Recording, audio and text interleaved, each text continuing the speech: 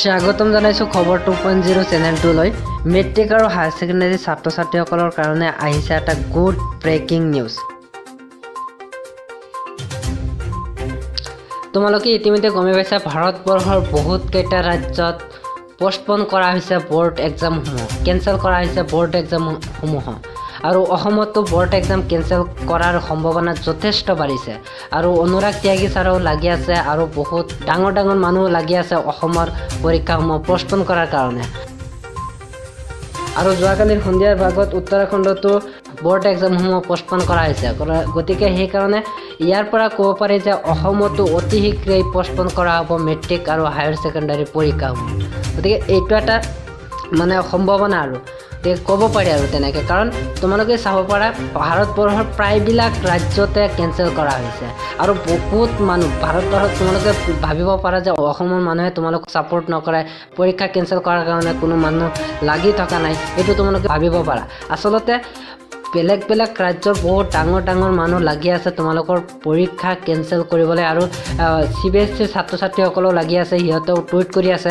তোমালোকে বৰ্তমান সময়ত যিমান পাৰা টুইট কৰি থাকা, আৰু ময়ো টুইট কৰিছোঁ, তোমালোকে টুইট কৰা, যিমান পাৰা টুইট কৰা। আৰু বহুত ডাঙৰ মানুহসকলে টুইট কৰি আছে কেঞ্চেল কৰিব লাগে HS আৰু SSLC এক্সামসমূহ।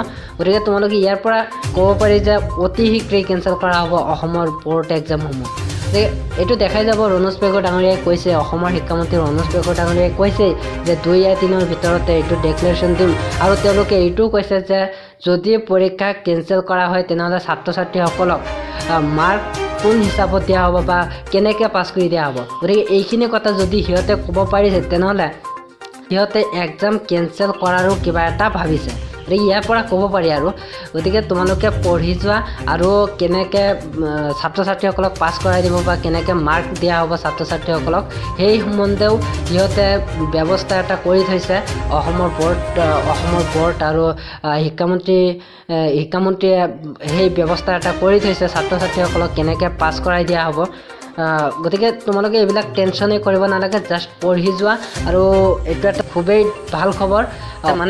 পোষ্টপন কৰাৰ কেঞ্চেল কৰাৰ যিটো এটা ৰাস্তা, সেই ৰাস্তাটো লাহে আগবাঢ়ি গৈ আছে। কাৰণ বহুত ৰাজ্যত এতিয়ালৈকে কেঞ্চেল কৰা হৈছে। গতিকে অসমতো কেঞ্চেল হ'ব আৰু এইটো তাৰ পৰা ক'ব পাৰি আৰু। গতিকে তোমালোকে পঢ়ি যোৱা আৰু এইটো এটা ভাল খবৰ। ভিডিঅ'টো পাৰিলে লাইক কৰি দিবা, শ্বেয়াৰ কৰি দিবা, আৰু যদি ছাবস্ক্ৰাইব কৰা নাই ছাবস্ক্ৰাইব কৰি দিবা।